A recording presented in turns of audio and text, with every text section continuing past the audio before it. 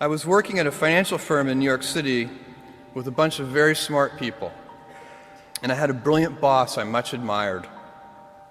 I went to my boss and told him I was going to start a company selling books on the internet.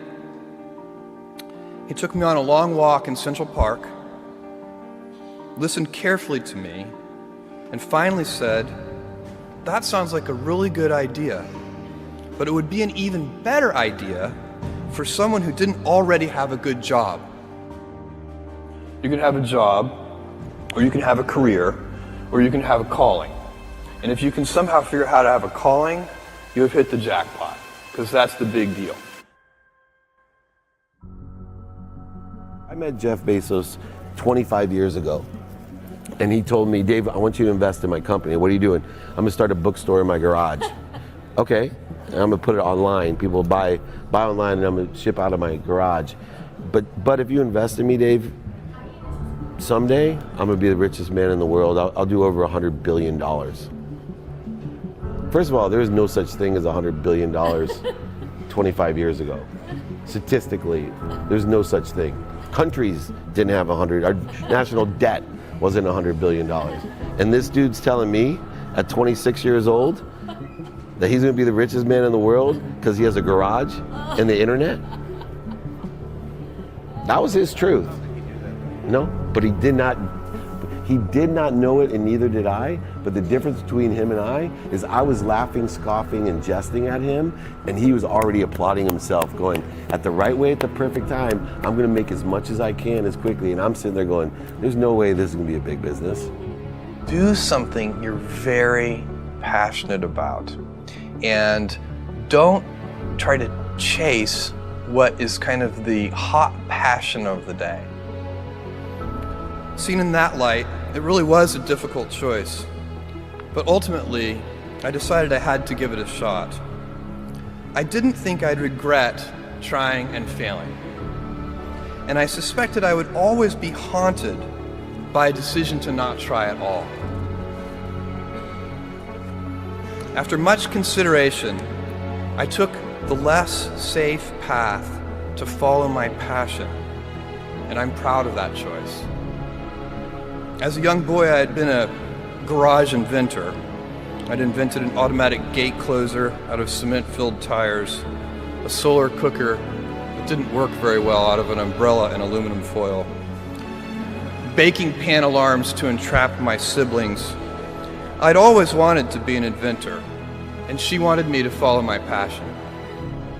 There's a military phrase that I especially love, and it says, "Slow is smooth and smooth is fast."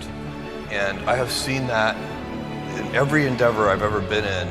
That's the kind of thing that really allows you to make progress. You know, you get certain gifts in life and you want to take advantage of those, but I guess my advice on adversity and success would be to be proud not of your gifts, but of your hard work and your choices.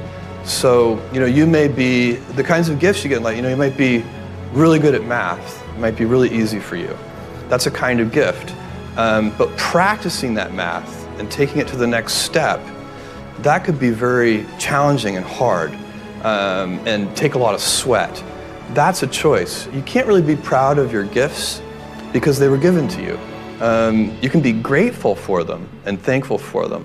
But your choices, you choose to work hard. You choose to do hard things. Those are choices that you can be proud of. You can choose. We all get to choose our life stories, and it's the choices that define us, not our gifts. Everybody in this room has many gifts. I have many gifts. You can never be proud of your gifts because they're gifts. They were given to you. You might be tall, or you might be really good at math, or you might be extremely beautiful or handsome, or there are many gifts, and you can only be proud really of your choices because those are the things that you are acting on. And one of the most important choices that each of us has, and you know this just as well as I do, is you can choose a life of ease and comfort, or you can choose a life of service and adventure. And when you're 80, which one of those things do you think you're going to be more proud of?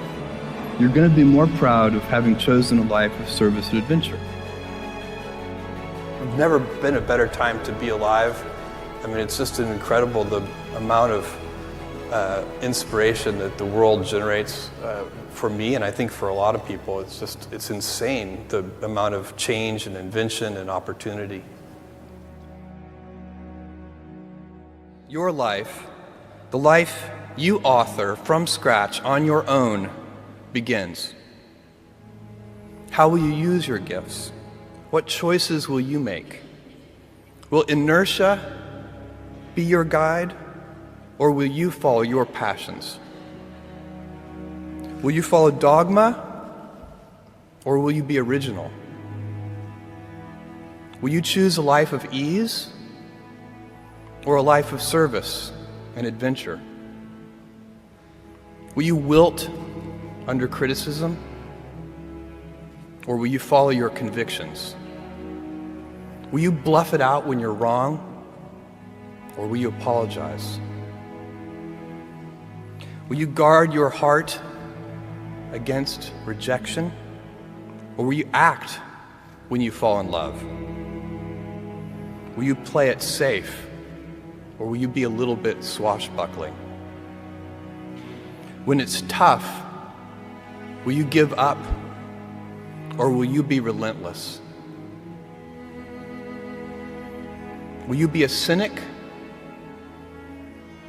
or will you be a builder? Will you be clever at the expense of others, or will you be kind? Every time you figure out some way of providing tools and services that empower other people to deploy their creativity, you're really onto something. You know, you're very lucky if you have a career. A lot of people end up with a job. If you don't love your work, you're never going to be great at it. Jules Verne, Mark Twain, Galileo, Newton, all the curious from the ages would have wanted to be alive, most of all, right now. As a civilization, we will have so many gifts, just as you as individuals have so many individual gifts as you sit before me. How will you use these gifts? And will you take pride in your gifts or pride in your choices?